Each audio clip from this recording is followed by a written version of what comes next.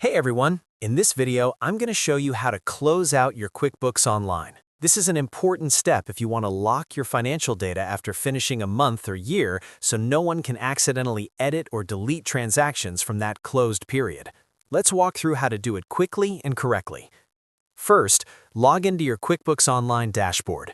Once you're inside your company file, go to the top right corner of the screen and click on the gear icon. This opens the main settings menu. From the drop-down, look for the Accounts and Settings option under the Your Company section and click on it.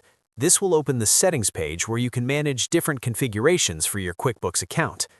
Next, select the Advanced tab from the left side of the settings panel.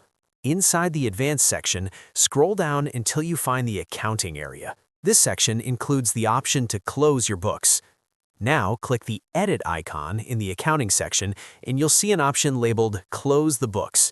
Turn this option on and then enter the closing date for the period you want to lock. For example, if you finished your monthly accounting for September, you can enter the last day of that month as the closing date.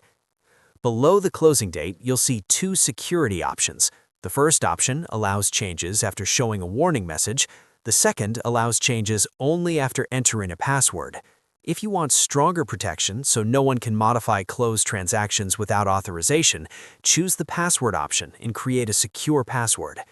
Once everything is set, click Save and your books will now be closed up to that date. This means transactions on or before that date cannot be edited without permission, helping protect your financial records from accidental changes.